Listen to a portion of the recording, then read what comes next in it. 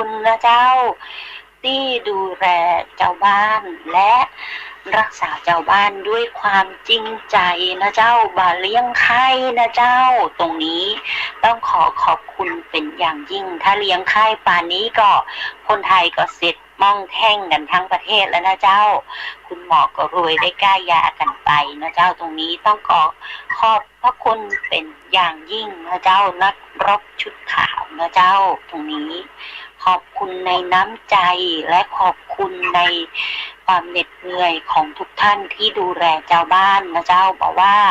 คุณหมอคุณพยาบาลอสมเจ้าหน้าที่นะเจ้า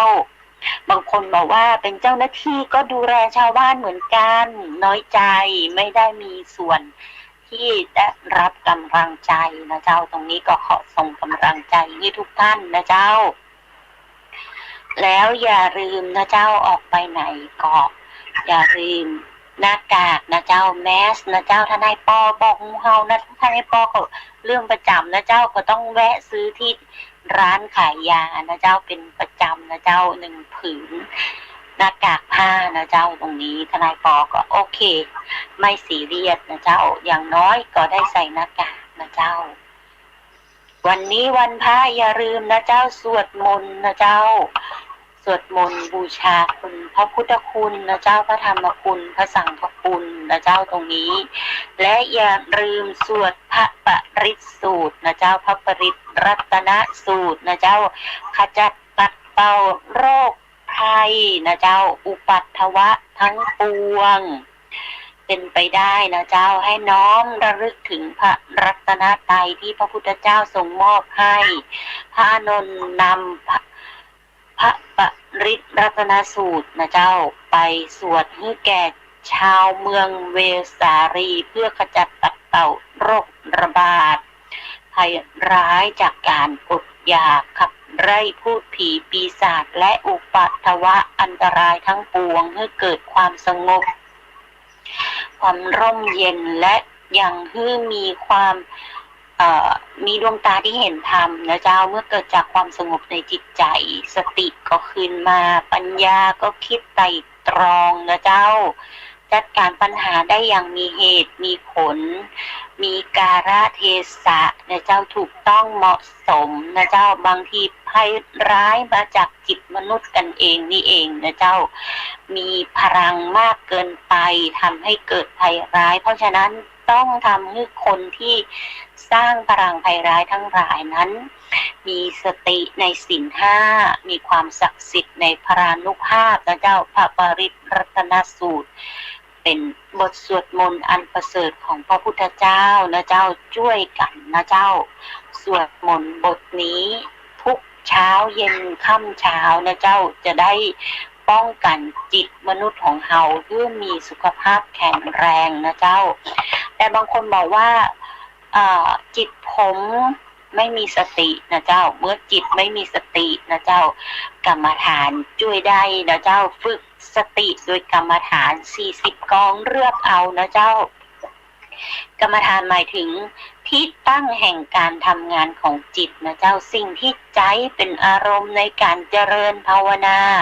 อุปกรณ์ในการฝึกอบรมจิตหรืออุบายหรือกลวิธีเหนี่ยวนำให้เกิดสมาธิกรรมฐานจึงเป็นสิ่งที่เอามาให้จิตกำหนดเพื่อให้จิตสงบอยู่ได้บะเที่ยวตรึกเตะเรื่อนรอยฟุ้งซ่านอย่างไร้จุดหมายแล้วก็ไปทำร้ายผู้อื่นนะเจ้าหรืออาจจะไป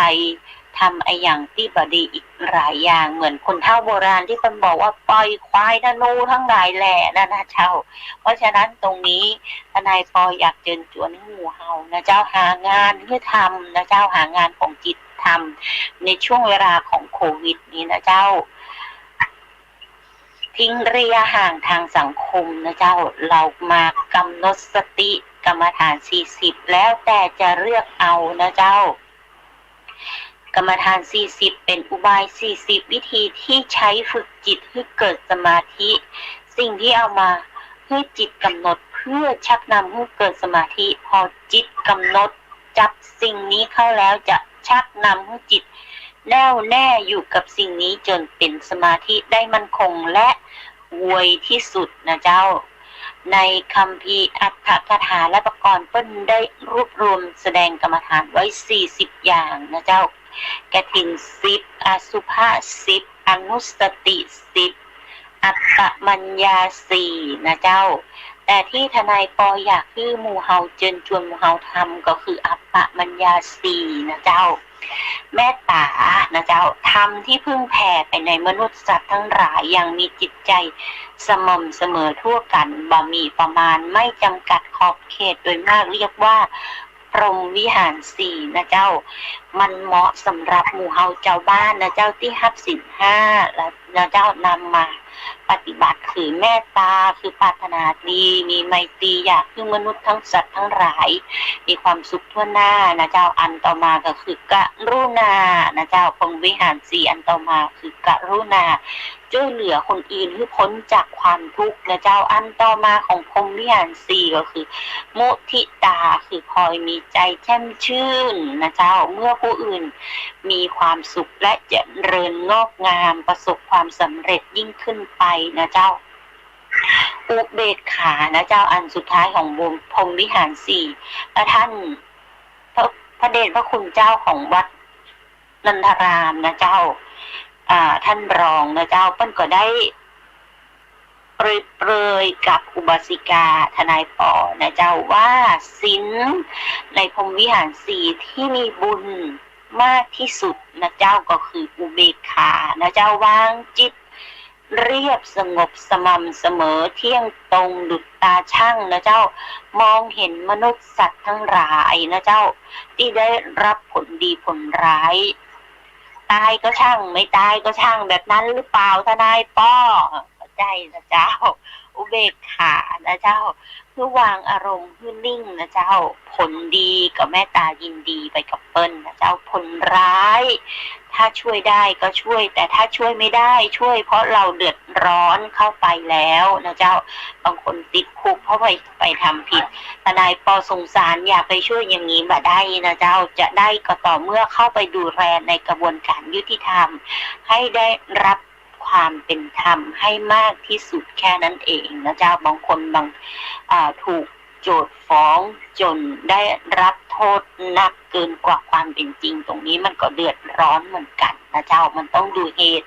หตุของการเกิดนะเจ้าและผลของการเกิดนั้นนั่นคือกระบวนการยุติธรรมของทนายความที่ต้องเข้าไปดูแลในศาลนะเจ้าเพราะฉะนั้นตรงนี้ทนายทั้งหลายนะเจ้าเป็นไปได้เมื่อรับอุเบกขาธรรมนะเจ้าตามเหตุปัจจัยที่ประกอบนะเจ้าบ่เอ็นเอียงไปด้วยความชอบนะเจ้าหรือชังนะเจ้าอาหาเรปฏิกูลสัญญานะเจ้ากำหนดความเป็นปฏิกูลทั้งหลายด้วยนะเจ้าจตุธาตุวัตธาตุนะเจ้ากำหนดพิจารณาธาตุ4คือพิจารณาร่างกายของตนนะเจ้าโดยสัก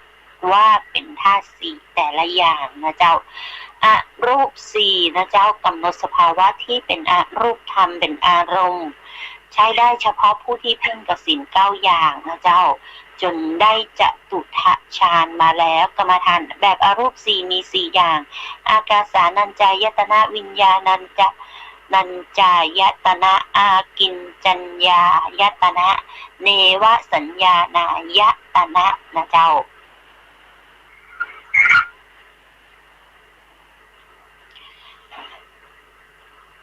แล้วอากาสานัญจายตนะคืออะไรนะเจ้า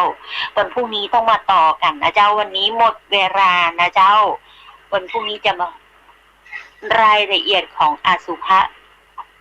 บ่ใช่รายละเอียดของอากาสานัญจายตนะนะเจ้าถ้ามี